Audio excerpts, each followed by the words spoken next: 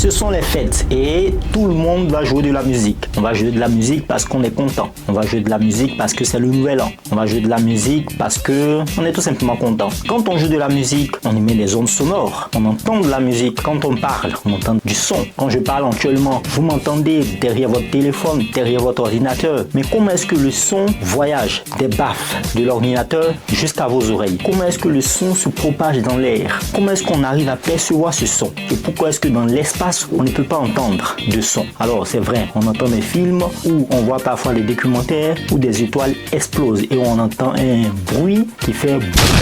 Ça, ce n'est que dans les films. Dans la réalité, dans l'espace, on ne peut pas entendre de son. Alors, pourquoi est-ce que sur la Terre, on entend des sons, comme actuellement vous m'entendez, et pourquoi est-ce que dans l'espace, on n'entend rien? On va voir tout ce processus aujourd'hui. Bienvenue sur la chaîne Science et Culture TV, la chaîne du savoir. Alors, il faut dire que le son est une onde mécanique qui se déplace dans l'air.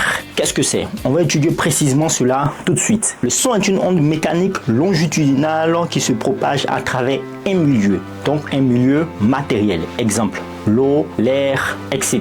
La propagation du son dans l'air peut être expliquée au niveau moléculaire et chimique. Déjà, on va commencer par la composition de l'air. L'air est principalement composé de molécules, principalement de diazote N2, de dioxygène O2 et aussi de dioxyde de carbone et de petites quantités d'autres gaz comme l'argon, le néon et aussi de la vapeur d'eau. Oui, il y a de la vapeur d'eau dans l'air. Comment se fait alors la transmission d'un son? C'est tout simple. Lorsqu'une source sonore, par exemple une corde vibrante ou une enceinte, génère des vibrations, ces vibrations sont transmises à l'air environnant. Les molécules d'air entrent alors en mouvement de va-et-vient dans la direction de propagation de l'onde sonore. Ceci va enclencher deux processus scientifiques. On appelle la compression et la raréfaction. C'est quoi tout cela? On va expliquer tout de suite. Alors les vibrations créent des zones de compression et de raréfaction dans l'air. Pendant la compression, les molécules d'air sont plus proches les unes des autres, tandis que pendant la raréfaction,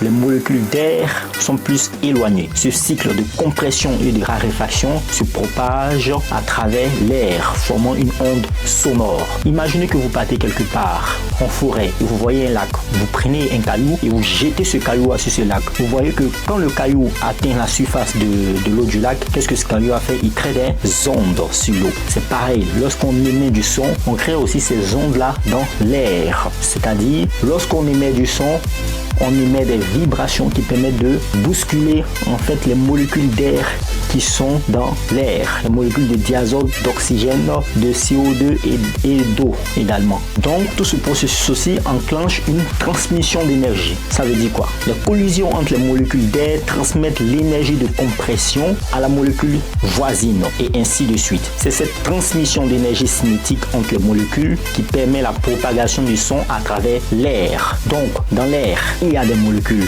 de diazote et de dioxygène en grande quantité. Lorsque nous émettons une voix, qu'est-ce qu'on fait? On va en fait faire vibrer chaque molécule d'air. Donc ces vibrations de molécules d'air, c'est ce qui permet en fait de transmettre le son. La première molécule d'air va vibrer, ensuite elle va transmettre cette vibration à la deuxième molécule d'air. La deuxième molécule d'air va transmettre cette vibration à la troisième. La troisième molécule d'air va transmettre cette vibration à la quatrième et au fur et à mesure, cette vibration va être transmise jusqu'à ce que les ondes atteignent nos oreilles. Mais alors, pourquoi est-ce que le son ne se propage pas dans l'espace? On va expliquer tout de suite. Le son nécessite un milieu matériel pour se propager, comme on l'avait dit tout à l'heure, car il dépend de la transmission d'ondes de pression à travers les molécules d'un milieu. Dans le vide de l'espace, il n'y a pas de molécules pour transmettre ces ondes. Alors, il faut remarquer que en dehors de la planète Terre, on appelle cet espace-là l'espace interplanétaire. Donc, dans l'espace interplanétaire, il y a un vide extrêmement bas, avec très peu de molécules par unité de volume. Ça veut dire, par exemple, si je prends 1 litre de volume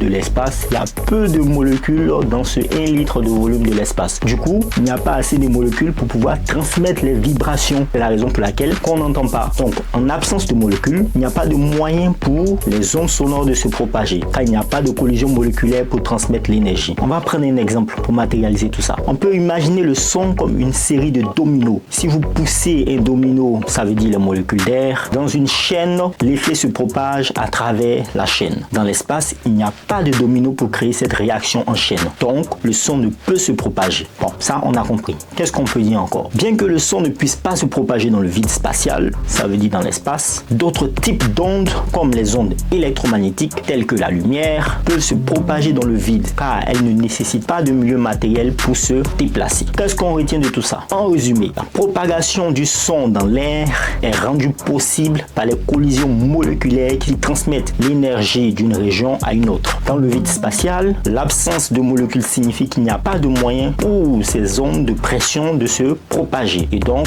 le son ne peut pas être transmis. Donc tous les films où on entend des booms, des pataboum ou des sons d'explosion dans l'espace, ce n'est que des mythes. On ne peut pas entendre le son dans l'espace parce qu'il n'y a pas assez de molécules pour transmettre ces vibrations. J'espère que nous avons retenu plein de choses. N'oubliez pas de vous abonner à la chaîne Science et Culture TV, la chaîne du savoir. Mettez un pouce bleu et faites le plein de savoir. Peace out.